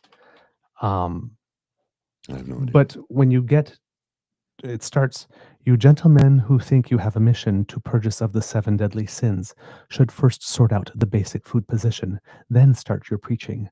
That's where it begins. You lot who preach restraint and watch your waist as well should learn for all time how the world is run. However much you twist whatever lies you tell, food is the first things, morals follow on. So first, make sure that those who now are starving get proper helpings when we all start carving. Like I said, as a single issue, I don't have a problem with this. I understand that it's complex, it's convoluted, and on the other hand, he's doing things to harm people, which I am not cool with. Yeah. So absolutely, like I said, that move on its own in a vacuum, absolutely support. By this guy at this time while he's doing this, Right. That's what makes it complex. Anyway, I Mm. do have to go. I'm really late. I'll see y'all later. Take care. Have Thanks, yourselves a sir. wonderful weekend. And until such time as we're back, Bye, my friend. Thanks so much. Ah, love that man. Love that man. Brother from another mother. Ah, and I see Kit Pete is in the chat with us. Hello, my friend. How are you? Mwah. Big kisses, big hugs. So nice to see you. I always love to see your face in the chat. Makes me happy. I love that man. I love that man too, Kid Pete. Oh, man. Okay. So, as Kit Pete also mentioned in the chat there, that over the horizon system that we purchased, we are purchasing it from Australia. So, yes, about $6 billion, I think it is, that we announced when that was done. So, yeah. So, we got defense, right, in the specific way that we're talking about military and all that kind of stuff. And then we have, the way that we defend ourselves economically. And we're talking about, the diversification of partners that we need to do over this time. And there's been a little turmoil up and down because in the United States, with regard to the tariffs, there was a court that deemed that Trump's tariffs were not constitutional, and therefore the tariffs were suspended. Some of the tariffs, not all of them, but some of them. And the very next day, a court of appeal then determined, or not a court of appeal, sorry, they're going to send it to appeal. So they asked for a stay on the decision. The stay was granted. So the tariffs are back in effect until such time as the appeal can be heard. So again, you've got this yo-yoing, right? Again, we need to be able to defend against this type of yo-yoing. So that's one of the other reasons that we're looking to diversify our economy. So over the past few days, we got that first decision, and it's like, oh, what do you think about that? And you heard Mark Carney in the House of Commons saying, this decision is welcome. Everybody was saying that, and then they got out of Parliament that day and says, oh, well, now there's a stay on it. It's like, oh God, man, can the story just say consistent for a couple of hours so we know what we're dealing with? Stock markets didn't really move one way or another on the news that there was a decision that temporarily struck it down, and then on the stay that was given. When the decision was struck down, it was struck down pretty much on the basis, the fentanyl tariffs specifically, that they're not tied to anything having to do with fentanyl. I mean, apparently, it seems that we've reduced, I think we were like 3% or 0.1%, whatever amount you were saying, 1% or 3% of the fentanyl going across the United States. That apparently has been reduced to 0.1%. But there has been no corresponding change in tariffs. And the money that's been raised in the United States from that doesn't seem to be going to any programs to stop fentanyl from entering the United States or to help or treat people, or so they don't seem to be tied in any way, shape, or form. So why are we declaring a use of emergency powers for something that does not seem to be tied to the thing for which you invoked emergency powers? That's sort of the overall reasoning. So that will continue. They keep on saying that they intend to pursue this to the Supreme Court. And I was listening to some commentary yesterday, and can't remember who it was. I think it might have been David Moscrop, but I'm not sure on that one. A lot of us are thinking again, right? Like, well, we'll just go through the phases, and everything will be fine. But we need to stop thinking that the United States is a country that has any norms of any kind anymore. Because we've seen many times something go to the Supreme Court when people thought, well, there's no way that the Supreme Court is going to vote against this, like for a rule against this, like the Chevron decision, for example. And yeah, they did. They just decided, yeah, whatever the Constitution says, whatever the precedent, whatever all that stuff is, yeah, well, we're just deciding that it says this now. So even though the power to impose these types of trades, these sanctions and whatnot, these tariffs, is a power that's supposed to rest with Congress and the House of Representatives specifically. Congress does confer some of that authority to the president, I believe, through something.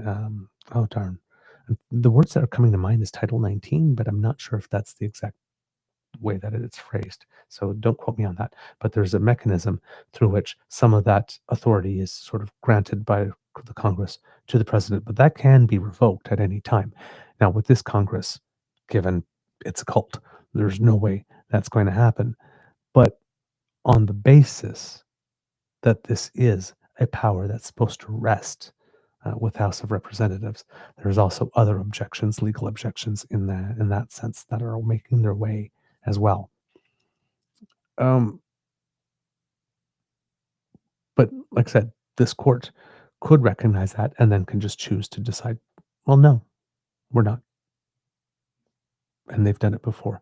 So even if we're going through all these stages and we're saying, well, we just need to get to that one. It'll take some time. We need to just bear the hit for a while. But once we get to the Supreme Court, clearly this is a violation. And that's not something we can rely on anymore, because it's just, that's not the reality down there anymore.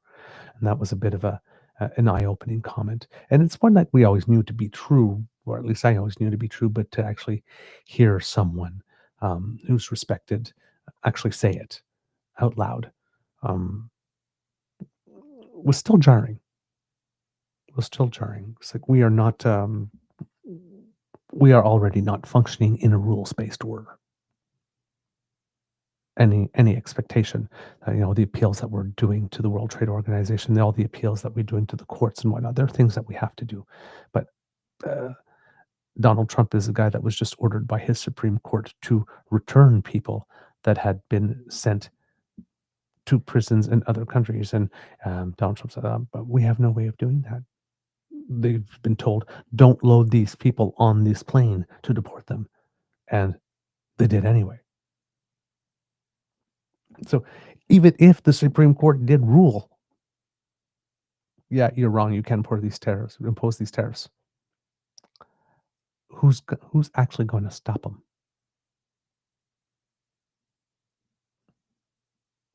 Right? We just can't count on that. And that's why we need to defend ourselves by diversifying our economic partners and creating more industries here. So one of the industries that the Prime Minister was talking about in this interview was the housing industry, and he had a lot to say there, made some news in it by talking, and I'm glad he said this because I believe this is something we might have mentioned on the show. If not, it's something I thought, but I think we might have mentioned it. But he said that he's going to start with deeply affordable housing because we have a homeless problem here. So the government housing that's going to be built and spearheaded by government and whatnot, because they're getting back in the game, is going to be deeply affordable housing. And this is a very, very important point. And now in this whole segment about it, he also mentioned, we can't expect the housing thing to be finished in 2 years. This is going to be a multi-year project that is going to take some time. But we should see some results from it. Of course, right? Housing also is not exclusively the domain of the federal government. In fact, it's principally not the domain of the federal government, something that got Prime Minister Justin Trudeau very much in trouble when he said out loud, which was true, but people didn't want to hear the truth. So, right. but he's saying that it's going to take a certain amount of time. But if you're looking at his overall plan, if you start with deeply affordable housing to tackle um, that issue, you end up not only with a better situation on the ground as it comes to the issue of homelessness and everything else that's going on. There's a town in British Columbia called Williams Lake uh, where they are looking to declare a municipal state of emergency to handle uh, just a few people. Apparently, there's only 7 or 8 people in the town that sort of are recidivists and keep on, um, committing crimes. Um, and there are maybe 2 that are particularly bad.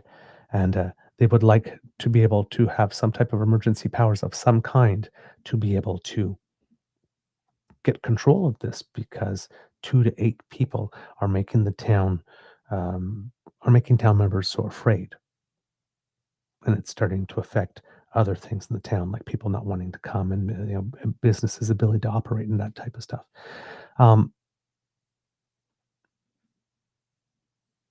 this and a lot of people are worried about this decision because does it go too far? What do you mean by special powers and whatnot? And well, I'm sure that's an issue that's going to keep on making news over the next couple of years, in a couple of months as this goes through. So we'll be talking about that more.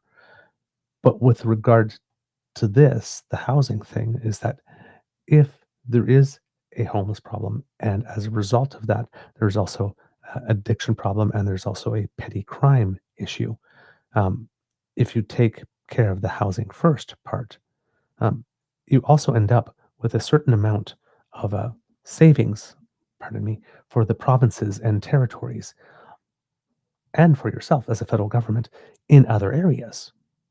And then that's money that you can then use again and put back into the economy, as Prime Minister Carney likes to say, to catalyze more future investment. So there'll be a lot of people going, well, why not us first? Why them first? Well, one of the reasons it will be them first is by housing them, you're also affecting many other budget line items and reducing their cost as well. So there's just so many additional knock-on benefits by starting there first, and which then frees up money to be able to invest in other ways. So hopefully, um, that's a plan that will be maintained. That I was hoping that I would hear that from the federal government when it comes to housing, that they would start with deeply affordable housing, at least for the portion of it that the federal government is planning to invest in and build itself. And hopefully do that on leased land, not sold land, and hopefully will be operating the buildings themselves. Sorry, kids and cubs, with the image there who are watching live. There's just the camera's a little unstable, and I'm trying to steady it. There it was. There we go. I think I've got it balanced again. So yes, he mentioned those things in there. So housing, very important part of the strategy, and that he's going to start in that particular area, to me seems very, very smart. He also in that section made note about several projects, and specifically said projects that are being presented by the Western premiers, and that he's really eager to get forward moving on them. So again, a little note of Olive Brancher reaching out to the area of the country that seems to be more opposed to him at the moment. So it's a really good interview. If you do have the time to listen to it, I do highly recommend it. Substantive, lots to say about infrastructure, about housing, about economic development, defense diversification, and just giving a bit of the lay of the land where we are now. If you've been paying attention to him, that first portion about giving the lay of the land is stuff that you've probably heard before from him, but he's able to bring it back in one succinct package to sort of lay the groundwork for what it is that he's going to be talking about later on in the interview. So very well done. And yeah, hopefully there will be more opportunities. The Prime Minister will come out and give more of these opportunities on interviews on a regular basis to keep us abreast of what he's doing, because he seems to be able to handle the moment rather well.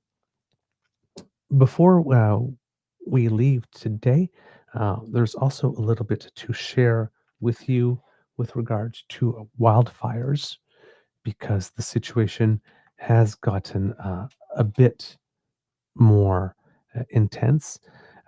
We talked to you yesterday about Premier Wab Kinew having declared a state of emergency in Manitoba with regard to that.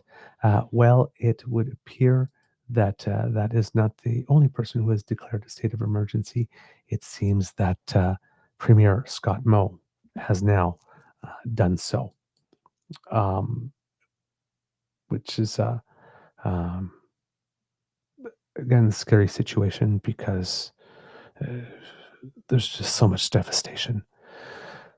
This is from the Canadian Press. For the second time in 2 days, a prairie province declared a state of emergency in the fight against rampaging wildfires that have forced thousands from their homes. Saskatchewan Premier Scott Moe declared a province-wide state of emergency Thursday, just 1 day after Manitoba Premier Wab Kinew did the same. Quote, "It's a very serious situation that we're first faced with," Moe told a news conference in Prince Albert. "We do need some rainfall. We need that sooner rather than later. And in light of that not being in the forecast, we most certainly are putting in place every measure possible to prepare the province." The emergency declaration makes it easier for different levels of government to battle fires, which have forced more than 4,000 residents from their homes, mainly in Saskatchewan's remote northeast region. And in Manitoba, as we mentioned, there's about 17,000 there, and it's one of the largest evacuations ever in the province's history at this time. The declaration is set for 30 days, but can be extended. Moe said he has not asked the federal government for assistance, but may do so in the days ahead. The hardest hit area is in Pelican Narrows, near the Manitoba boundary, where more than 2,000 residents have been forced to flee. In Manitoba, Kinew made the emergency declaration as fires forced 17,000 people to escape to safety, including all 5,000 residents of the city of Flin Flon. The rest are coming from remote western and northern regions, including First Nations. And there was some interviews with members of First Nations that were indicating that there were even certain people that seemed to be boxed in because of the fire was blocking both sides of the roads, the exit roads getting out. So yeah, that's always a scary situation, of course. Kinew has asked the federal government for help from the military, and Prime Minister Mark Carney said they will assist. Manitoba is getting whipsawed in fighting the fire, battling not only the flames, but also in finding a place for evacuees to go. Kinew has said hotels are already filled with other evacuees and convention goers. Winnipeg has opened recreation centers to house evacuees. Early Thursday, there was little to no visible foot traffic at the main evacuation hub at the Billy Masienko Arena. Security kept media away. One evacuee, Rob Burrows, said he arrived in the Manitoba capital after a 12-hour drive along a dark highway jammed with cars and trucks from Flin Flon. On a normal day, the drive usually takes 7 hours. "We could see the fire very well," Burrows said in an interview. "The wind was in our favor, but then we were told that the wind was going to change on Wednesday. And it did. We could see the fire perfectly, red skies and a lot of black smoke." He said it was a frantic dash to safety. "Some of the residents, like my kids, live right off the perimeter, which is only 1.5 kilometers from the fire," Burrows said. First responders were going door to door, telling them to get out. The other major evacuation locale was 6,700 or so residents of the, oh my God, I can't say that, Pimi, I do not know how to say that word. I'm so sorry. Pimicikamak, Pimichikamak Cree Nation. Another 1,700 or so are from the Matthias Colomb Cree Nation. Moe said Saskatchewan is working with Manitoba to fight the fires and offer support to evacuees. "We are in this together," he said. Flin Flon had to be evacuated under threat of a fire that started Monday over the boundary in Saskatchewan near the town of Crichton. The 1,200 or so residents of Crichton and nearby Denair Beach are also out. That fire is now at 20 square kilometers, menacing both Flin Flon and Crichton from the north. Crews struggled early on to fight the blaze after a drone flew into the fire zone, forcing water bombers to stand down. Federal rules allow for fines, and jail terms for anyone flying a drone within 9 kilometers of a wildfire without permission, and it seems that some people are doing that. In Crichton, Mayor Bruce Fiddler said nearly all of the residents have left. Most are heading south to Nipawin, north of Saskatoon. We do have a few people here that we need, our essential workers and firemen, he said. The fire is still threatening the communities, but they're holding it steady. Michelle Sorensen with the town of Nipawin said evacuees are staying in hotels. She said the town is prepared to open a help center should provincial officials or the Canadian Red Cross require one. And on that note, the Red Cross is started their campaign again, Kids and Cubs, to raise money for those who are have to be displaced as a cause of the wildfires. So if you have the ability to go to the Red Cross website and donate to help out your fellow Canadians, that would be a wonderful idea. Also Thursday, 3 Saskatchewan First Nations called for extra resources to fight the fires. The Lac La Ronge Indian Band, Peter Ballantyne Cree Nation, and Montreal Lake Cree Nation say the fires are boxing in communities and they need help. So just what I was mentioning earlier. Fires were also forcing people out of their homes. Fires were also forcing people out of their homes in Alberta.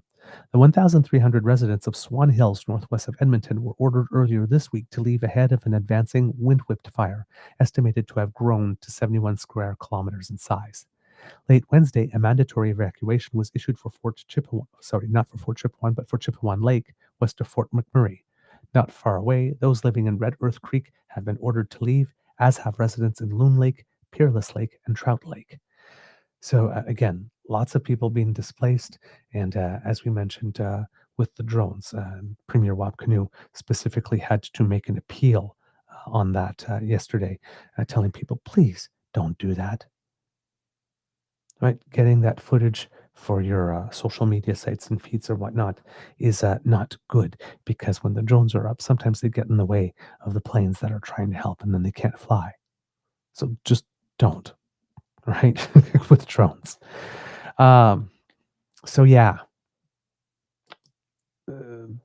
important situation going on there. Pardon me, kids. Here, I'm just going to adjust the camera again because I see that I'm a little low in the screen with when I made the adjustment when it was sliding, and I cannot seem to fix that at the moment. It seems to be really locked in there. Okay, so sorry, I'm just gonna maybe back up a bit. There we go. That might help. Things are going really weird today. Okay. So yeah, we have those wildfires. Please, again, as we mentioned, have the emergency bag near the door so that you're ready to go with your important documents in it, and your medications and anything else that you absolutely really need, because the last thing you want is to be looking for papers and looking for stuff when you're panicked and the time is ticking and you got to go now. Okay. What else do I have for you today here, kids and cubs? Oh yes, there was a comment. Hopefully I can get it for you. You know what? I will do that at the Easter egg. The time there was a comment from the Minister of Emergency Management and Community Resilience on stating that they are very much aware that the situation is going on, and they are indeed being able to grant the help. Now, unfortunately, there is one person who again decided to take this tragedy and be unhelpful a certain way. And I think you all know who I'm talking about already with this one. But yes, we are talking about Pierre Poilievre, fortunately, who decided to put this on his socials. Our thoughts are with, let me see, let's put bigger screen there for you. Our thoughts are with the thousands of people threatened by wildfires in Manitoba, Saskatchewan, Alberta, and northeastern BC. Had he stopped there? But no. Conservatives will ensure the federal government supports the provinces with all the resources they need to keep people in our community safe.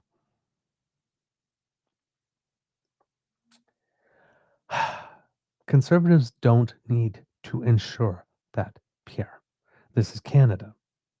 That should never be in doubt, that the federal government would support the provinces with all the resources they need to keep people and communities safe.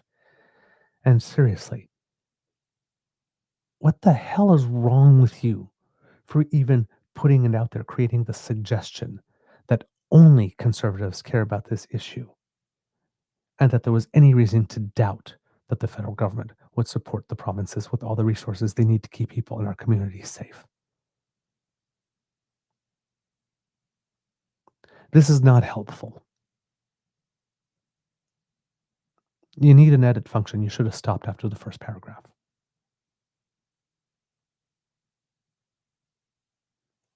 This guy, he can't help himself. He can't change. He just can't. He can't and he won't. It's a shame because that's not what Canadians need right now. That's certainly not what the people over there we're trying to flee need. They don't need somebody suggesting that the federal government would not be doing its part to help. I just don't understand this guy. I don't understand him. All right, kits and cubs, I think we have a show. The light's doing some weird things too. So I think it's a good time to end the episode.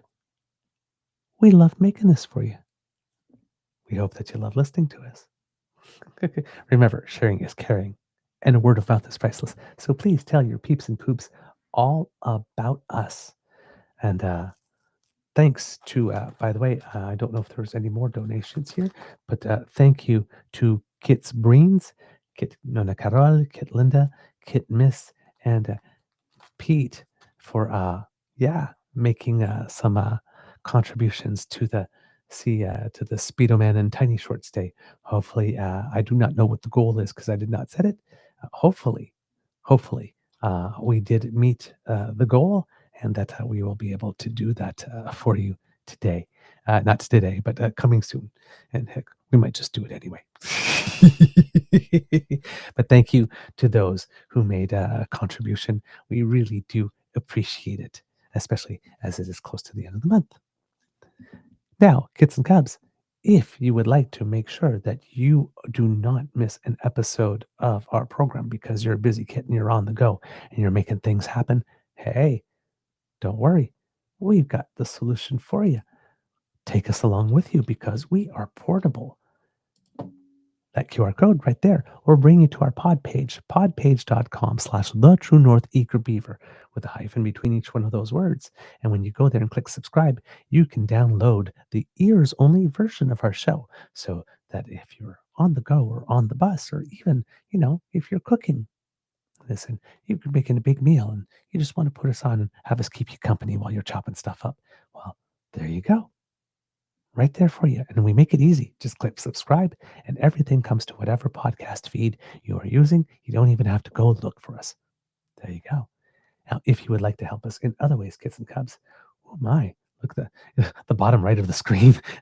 Wow. The sun has just like peered out from the sky, and it's where it is at this time of the year. Like this later on in the summer, it's a little higher in the sky, and then this doesn't happen. But early in the spring, I noticed that last year too for a couple of episodes, a couple of weeks as washed out.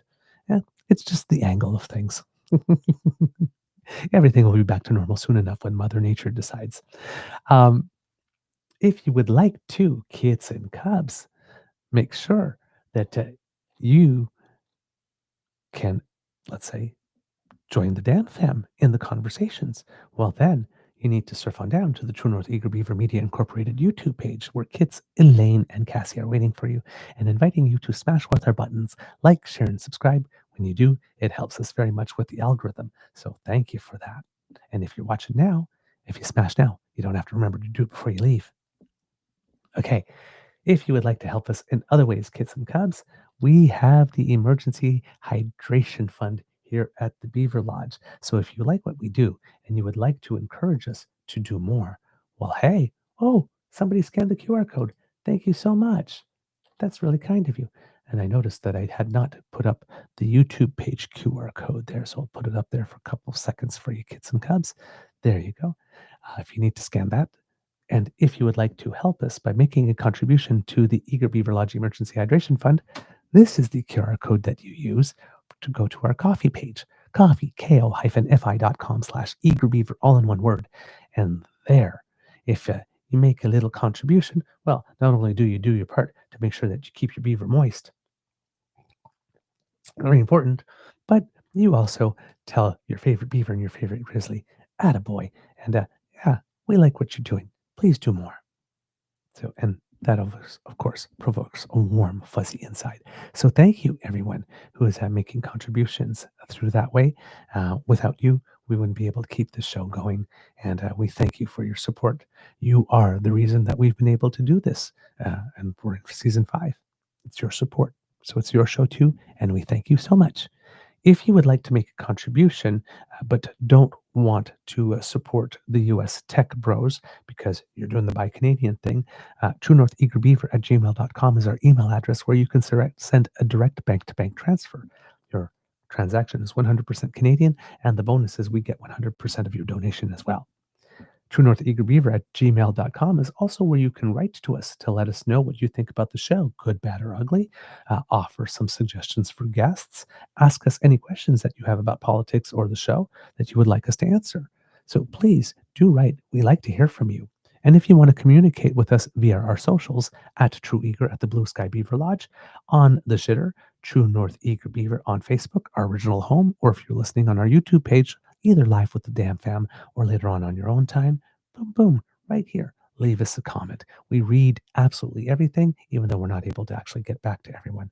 And all of your contributions to the show, whether they be financial, whether they be in word, whether they be in suggestion, whether they just be in your presence and participation here, all of it adds to the show and goes back into the show to make it better. And we thank you so much for all that you do, especially when you retweet us and add a little word of your own or give us some stars and reviews, because those are particularly helpful. So thanks for all that you do. Because democracy is something that you do, kids and cubs, remember there are 3 by-elections coming in Alberta. So please research your candidates, get involved, some phone banking, door knocking, all that kind of stuff. Very important. Have some letters to write, of course, if you would like to do that to get the attention of the federal government and ask them to change media ownership laws or to make it such that the leader of the opposition does need to get their security clearance to have that position. Those would be very helpful as well. Or maybe you want, if you live in Ontario, you want to write there and let Doug Ford that, yeah, you're not down with lawless economic zones. That doesn't float your boat. You don't think that Ontario needs that for it to be protected. So those letters, when you write them, are free. You just need to find the address of your MP, your MPP, your MLA, and then send it. Name, address, postal code, where they are, and Canada Post takes care of the rest. All right. Kids and cubs, word of wisdom. Don't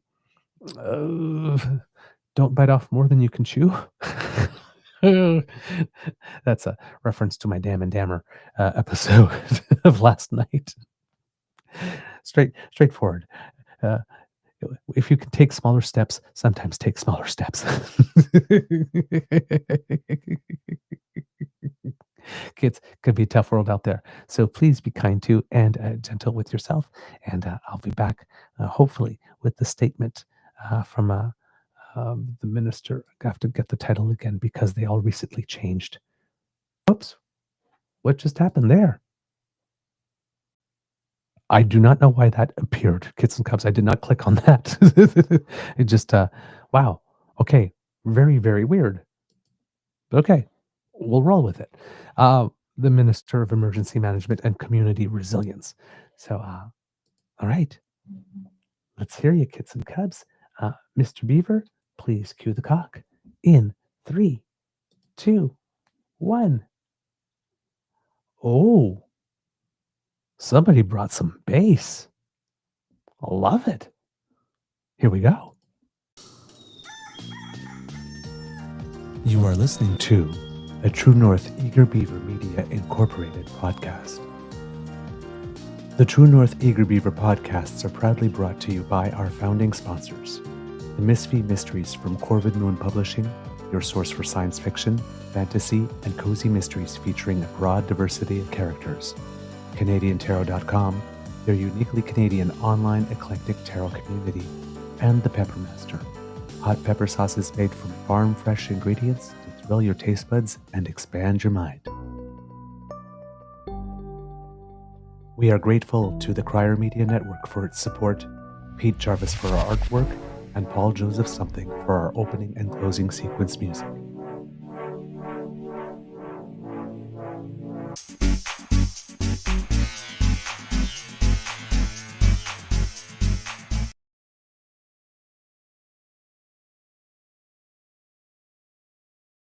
Our Cubs.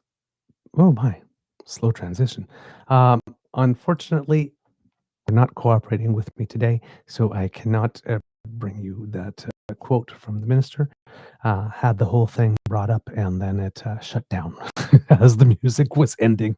So I am just going to take another bit of advice and learn to quit while I'm ahead. And I'm just going to bow out gracefully, and hopefully I'll be able to present those comments to you on Monday if I think about it then. But it was just a general statement stating that, of course, that the federal government had received requests, and of course we're acting on it, and that the federal government, of course, remained open to other requests and would definitely be there. So it was just wanted you to hear it from the minister's mouth yourself, but it was a statement like we showed yesterday when Mark Carney wrote it, that the federal government will indeed be there. All right, I'm off for now. Have a beaverific weekend, everyone.